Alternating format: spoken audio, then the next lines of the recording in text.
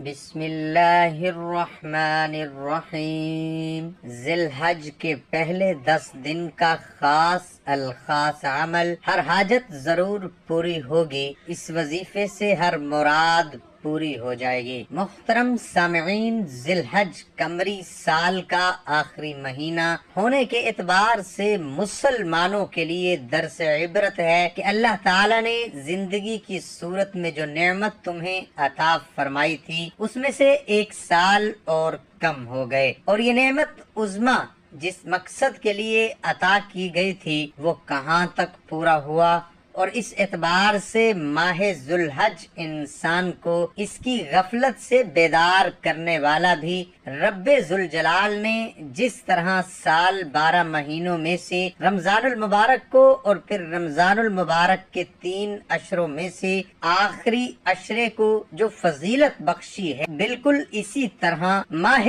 ذی الحج کے 3 اشروں میں سے پہلے اشرے کو بھی خاص اہمیت و فضیلت سے نوازا گیا ہے، اور اس اشرے میں اعمال پر خاص اجر و ثواب بھی رکھا گیا ہے۔ تو ناظرین، آج کی اس ویڈیو میں ہم بات کریں گے معزز بھائیوں اور بہنوں، اللہ کا خاص فضل اور احسان ہے کہ ہماری زندگی میں ذی الحج کی فضیلتوں اور برکتوں والے ایام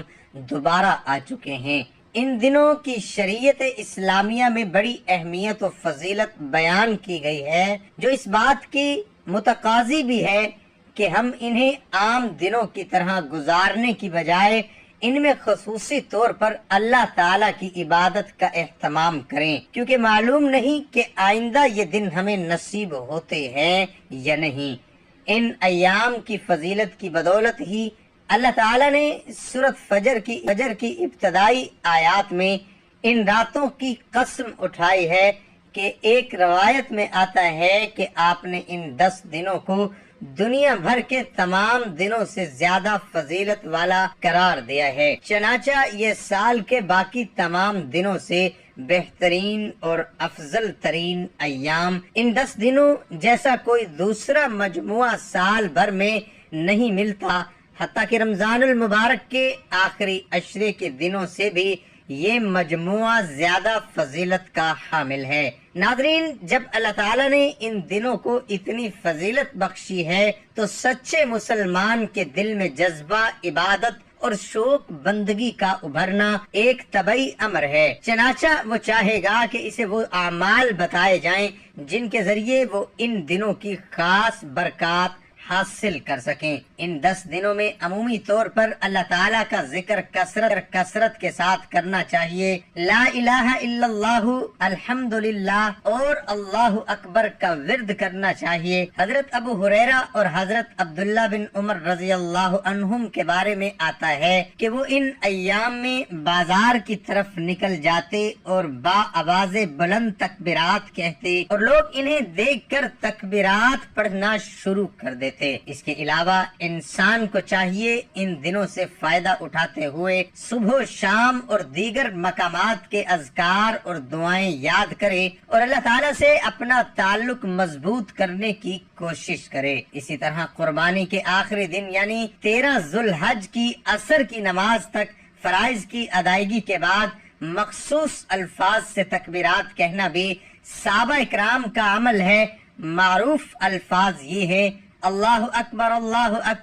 لا الہ الا اللہ واللہ اکبر، اللہ الحمد۔ مقصد اللہ تعالیٰ کی بڑائی اور کبریائی بیان کرنا ہے، الفاظ کوئی بھی ہو۔ اور آج کی اس ویڈیو میں ہم آپ کو وہ خاص اعمال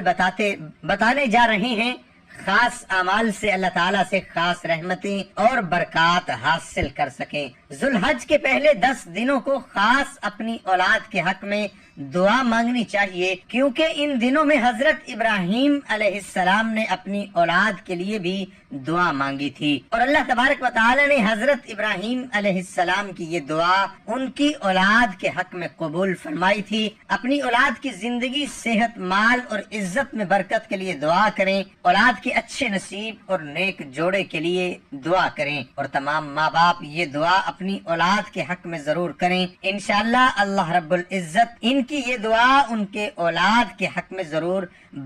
قبول فرمائے۔ اور مزید یہ کہ حج کے دن عصر کے وقت کے قریب یعنی 4:30 سے 5:30 یا 6 بجے کے درمیان کا وقت قبولیت کی دعا کا وقت ہے۔ اس وقت میں آپ حج کے دن یعنی 9 ذوالحج کو 447 بار پڑھیں اللہم لبیک اللہم لبیک، اور 21 بار اول و آخر درود ابراہیمی پڑھیں۔ پھر آپ اللہ رب العزت سے کوئی بھی جائز دعا کریں، انشاءاللہ اللہ عز و جل ضرور بضرور آپ کی دعا کو سنیں گے، آپ کی دعا کو قبول فرمائیں گے۔ اور ایک اور بات یاد رکھیں کہ اس ویڈیو کو حج سے پہلے اپنے والدین، اپنے دوستیں، اپنے احباب کے ساتھ ضرور شیئر کریں تاکہ اس مبارک دن کے آنے سے پہلے وہ اس دعا کی تیاری کر لیں۔ اس مبارک دن میں سب کی دعا قبول ہو، کیونکہ حضرت ابو ہریرہ رضی اللہ تعالی عنہ سے روایت ہے کہ حضور اقدس صلی اللہ علیہ وآلہ وسلم نے فرمایا کہ ان 10 دنوں میں اللہ سبحانہ و تعالی کو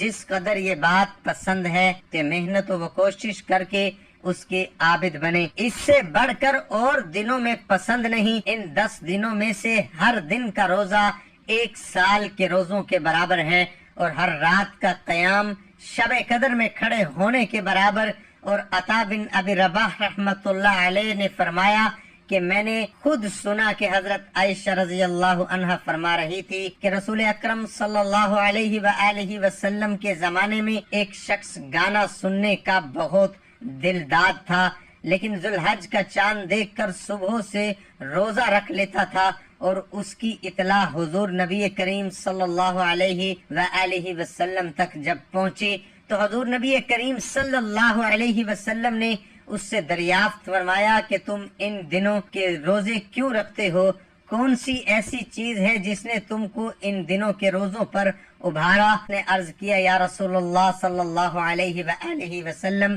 یہ دن حج کے ہیں اور عبادت کے ہیں، اور میری خواہش ہے کہ اللہ ان کی دعا میں مجھے بھی شریک کر دے۔ تو حضور نبی کریم صلی اللہ علیہ وآلہ وسلم نے ارشاد فرمایا تم جو روزے رکھتے ہو اس کے ہر روزے کے عوض تم کو 100 غلام آزاد کرنے اور قربانی کے لیے حرم میں 100 اونٹ بیچنے اور جہاد میں سواری کے لیے 100 گھوڑے دینے کا ثواب، اور تربیہ کے دن روزے دار کو 1000 غلام آزاد کرنے، 1000 اونٹ قربانی کے لیے حرم میں بھیجنے اور 1000 گھوڑے جہاد میں سوار کے لیے دینے کا ثواب ہے۔ اور ایسے ہی عرفہ کے روزے کی عوض 1000 غلام آزاد کرنے، 2000 اونٹ قربانی کرنے کے لیے بیچنے، 2000 گھوڑے جہاد میں دینے کا ثواب ہے، اور سال بھر پہلے اور سال بھر بعد کے روزوں کا ثواب اس کے علاوہ ہوگا۔ تو ناظرین، ہمیں ان مبارک دنوں کو فضول کاموں اور بے مقصد باتوں میں ضائع کرنے کی بجائے ان کے ایک ایک پل کی قدر کرنی چاہیے تاکہ قیامت کے دن کسی قسم کی ندامت اور شرمندگی کا ہمیں سامنا نہ کرنا پڑے۔ اللہ تعالی ہمیں نیکی اور بھلائی کے کاموں میں ایک دوسرے سے بڑھ چڑھ کر حصہ لینے کی توفیق عطا فرمائے اور ہمارے اعمال کو شرف قبولیت سے نوازے۔ دعا ہے کہ اللہ تعالیٰ میرا سنانا اور آپ کا سننا اپنی بارگاہ الہی میں قبول اور منظور فرمائے، آمین ثم آمین۔ ناظرین، کمنٹ باکس میں اللہ تعالیٰ کے 99 ناموں میں سے ایک نام ضرور ٹائپ کریں۔